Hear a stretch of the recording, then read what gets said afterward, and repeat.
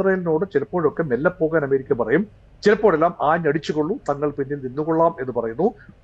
പറഞ്ഞും പറയുന്നു. പക്ഷെ ഇസ്രായേൽ ഒരു കാര്യം പറയാം, ആത്യന്തികമായി അളമുട്ടിയാൽ ഇസ്രായേലിനെ ബെയിൽ ഔട്ട് ചെയ്യാൻ അമേരിക്ക പറന്നെത്തും, എക്കാലത്തും എത്തിയിട്ടുണ്ട്, ഇനിയും എത്തും എന്നറിയാം.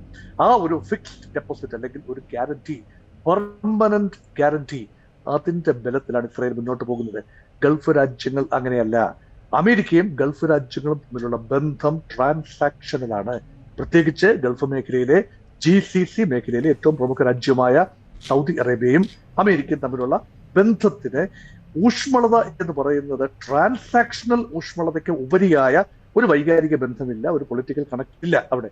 പക്ഷേ ഡൊണാൾഡ് ട്രംപ് കഴിഞ്ഞ പ്രാവശ്യവും ഇപ്രാവശ്യവും അധികാരത്തിൽ വന്നതിന് ശേഷം ആദ്യം സന്ദർശിച്ച GCC രാജ്യം സൗദി അറേബ്യ ആണ് എന്ന് പറയുമ്പോൾ പ്രത്യേകമായ അമേരിക്കൻ താല്പര്യങ്ങൾ, ട്രംപ് എന്ന വ്യക്തിയുടെ താല്പര്യങ്ങൾ വളരെയധികം സൗദി അറേബ്യയിൽ അന്തർലീനമാണ്.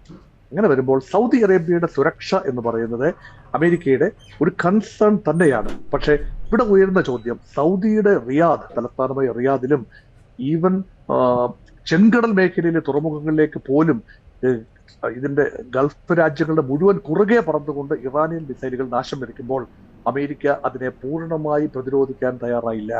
അത് പൂർണ്ണമായും പ്രതിരോധിച്ചത് അമേരിക്കൻ സേനാ താവളങ്ങൾക്ക് നേരെ നടന്ന ആക്രമണങ്ങളെ അമേരിക്ക ഫലപ്രദമായി പ്രതിരോധിച്ചു. പക്ഷേ സോഫ്റ്റ് ടാർഗറ്റുകൾ, സൗദിയുടെ എണ്ണപ്പാടങ്ങൾ, അതായത് ഏറ്റവും വലിയ എണ്ണപ്പാടങ്ങൾ, പല റിഫൈനറീസ് ഉൾപ്പെടെയുള്ളത് അറബ് അമേരിക്കൻ കമ്പനി, അംകോയുടെ ഉൾപ്പെടെ കേന്ദ്രങ്ങളിലേക്ക് ആക്രമണം നടത്തിയപ്പോൾ എവിടെയായിരുന്നു വിഖ്യാതമായ അമേരിക്കൻ ഡിഫൻസ് സംവിധാനം? അതുകൊണ്ട് അമേരിക്ക പൂർണ്ണമായി ഗൾഫ് രാജ്യങ്ങളെ എപ്പോഴും ചേർത്ത് പിടിക്കും എന്ന് കരുതാനാവില്ല. ഒരു ട്രാൻസാക്ഷണൽ ബന്ധം എന്ന നിലയിൽ അമേരിക്കയുടെ താവളങ്ങൾ അവിടെയുണ്ട്. അമേരിക്കയുടെ താല്പര്യങ്ങൾ സംരക്ഷിക്കാൻ അമേരിക്കൻ താവളങ്ങൾ ഗൾഫ് രാജ്യങ്ങളിലെ ഖത്തറിലെയും ബഹ്റൈനിലെയും അതുപോലെ സൗദി അറേബ്യയിലെയും കുവൈത്തിലെയും ഇറാഖിലെയും ഒക്കെ താവളങ്ങൾ യഥേഷ്ടം ഉപയോഗിക്കുന്നു. അത് തുടർന്നും ഉപയോഗിക്കാനുള്ള താല്പര്യം അമേരിക്കയ്ക്ക് ഉണ്ടാകും. കാരണം മധ്യ പൗരസ്ത്യ പ്രദേശത്ത് ഒരു ഫുട് ഹോൾഡ് എന്ന നിലയിൽ അമേരിക്കയ്ക്ക് താല്പര്യമുണ്ടാകും.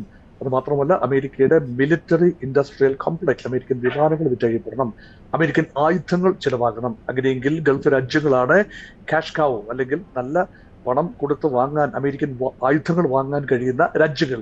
അത് വാങ്ങണമെങ്കിൽ ഒരു സുരക്ഷാ ഭീഷണി ഉണ്ടാവണം. ആ ഭീഷണി പരമ്പരാഗതമായിട്ട് ഉണ്ടായിരുന്നത് അമേരിക്കയുടെ സുഹൃത്ത് രാജ്യമായി ഇസ്രായേലിൽ നിന്നാണ്. ഇന്ന് അത് ബാധകമല്ല.